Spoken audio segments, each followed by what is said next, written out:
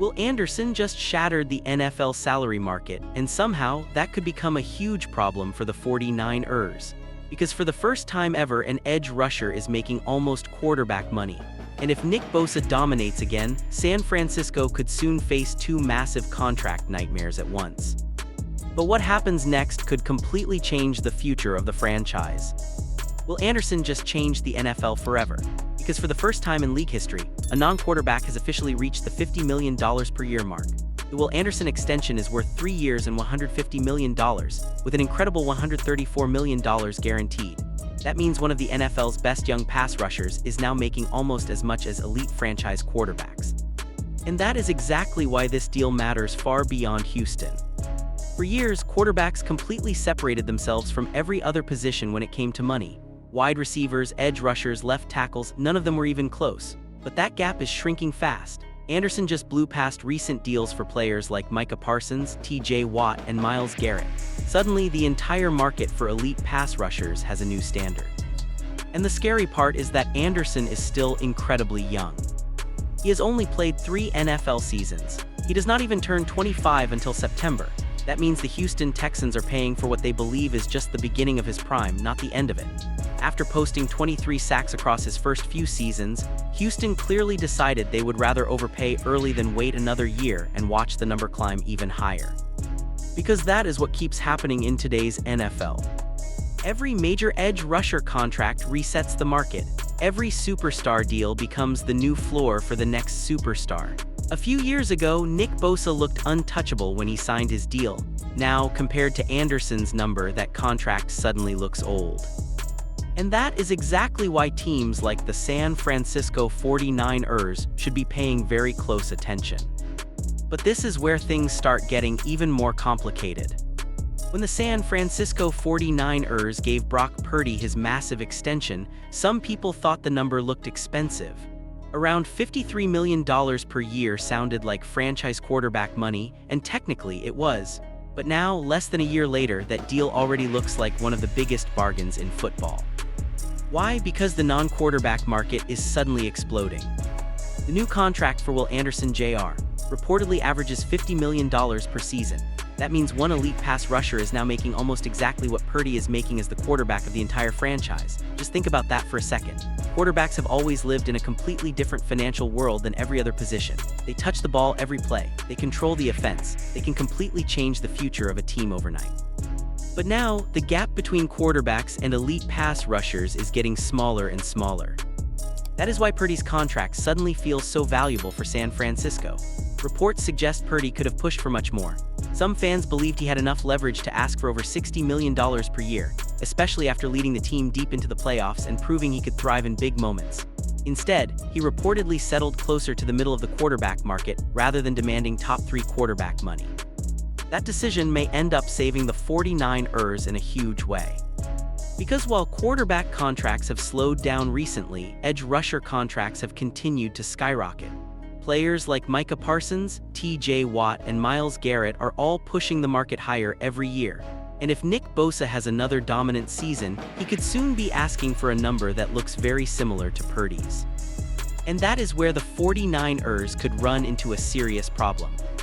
A few years ago, Nick Bosa looked like the highest-paid defensive player in football by a mile. When the San Francisco 49ers gave him his monster extension before the 2023 season, it felt almost impossible to imagine another non-quarterback topping that number anytime soon. Now that contract already feels outdated. The new deal for Will Anderson Jr. reportedly averages $50 million per season. That is a huge jump from where Bosa was when he reset the market. And if Bosa comes back healthy and looks like the same dominant player again, there is a very real chance he could ask for even more than Anderson on his next extension. That is what makes this situation so important for San Francisco. When Bosa is healthy, he completely changes the 49ers' defense. He is not just a player who racks up sacks. He forces offenses to change their game plans. He creates easier opportunities for everyone else on the defensive line. He draws double teams constantly, and whenever he has missed time, the entire defense has looked noticeably worse. That is why the 49ers know they cannot afford to lose him. The problem is that Bosa is not the only star player they need to think about. Brock Purdy is already making around $53 million per year. If Bosa puts together another huge season and wants something in the $52 to $55 million range, the 49ers could suddenly have two players making almost exactly the same amount of money. And that creates a major roster-building challenge. Quarterbacks are usually supposed to be far more expensive than everyone else because of how important the position is. But if Bosa's price keeps climbing, San Francisco may have to rethink how they structure the rest of the roster around him. Because if Bosa dominates again, the next contract negotiation could become one of the most important decisions the franchise has made in years. The NFL didn't really see this coming, but it's happening faster than anyone expected. For years, there was an invisible wall in the league's financial structure. Quarterbacks lived on one side, everyone else lived far below them. It didn't matter how dominant you were as a pass rusher, wide receiver, or left tackle, you simply didn't get close to quarterback money. That gap defined roster building for over a decade. But now that wall is cracking. The deal for Will Anderson Jr., reportedly pushing to $50 million per year, is the clearest sign yet that elite non-quarterbacks are no longer staying in their lane. This isn't just a raise. It's a full reset of how the league values pressure, disruption, and defensive dominance. And the ripple effect is massive. Players like Micah Parsons, T.J. Watt, and Myles Garrett have already pushed the edge rusher market into the stratosphere. Every new contract doesn't just top the last one, it inflates the entire tier beneath it. Suddenly, anything below $40 million for an elite pass rusher already feels outdated. But here, where it gets even more complicated for teams like the San Francisco 49ers. The quarterback market hasn't moved the same way. Brock Purdy sits around the mid-$50 million range, which used to feel like top-tier money. Now, with defensive stars creeping closer and closer, that gap between quarterback and elite defender is shrinking in real time. And that creates a strange pressure point across the league. Because if defensive stars continue to approach quarterback-level contracts, teams will be forced into impossible decisions. Do you pay your quarterback like a franchise cornerstone and your pass rusher almost the same? Or do you start reshaping the entire cap structure to reflect a new reality where impact players at multiple positions demand equal billing? There's no clean answer anymore.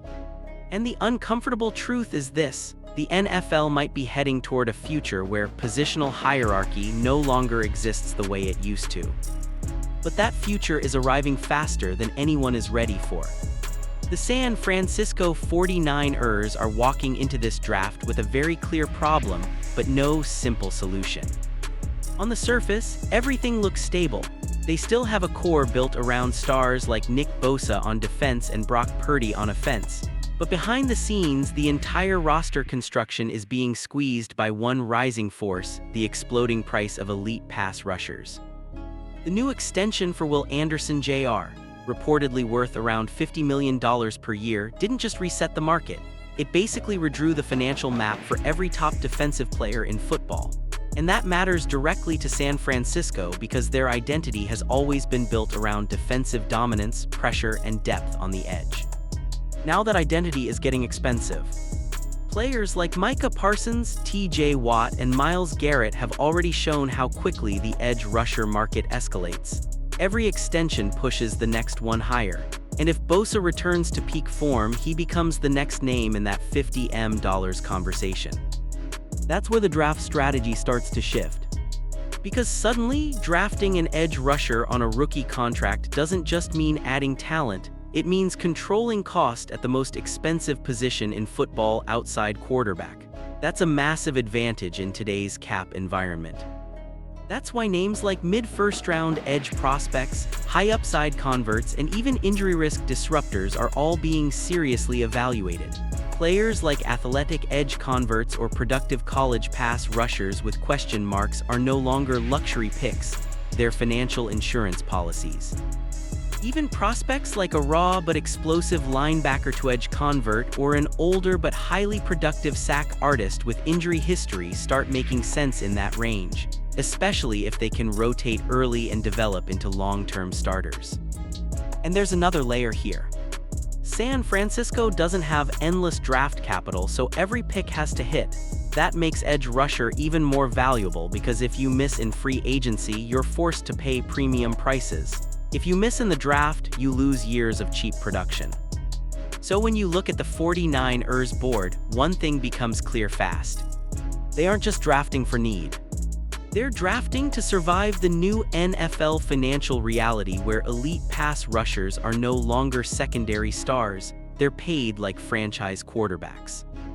The San Francisco 49ers might be heading into one of the most interesting draft decisions of their entire offseason, and it all centers around a risky but explosive edge rusher prospect. One name that keeps coming up in this conversation is Akeem Mesidor. On paper, he looks like exactly the type of player every team wants: violent hands, explosive first step, and production that jumps off the screen. Last season, he posted 17.5 tackles for loss and 12.5 sacks, showing the kind of backfield disruption that usually gets players locked into the top half of the first round. But his profile is not simple.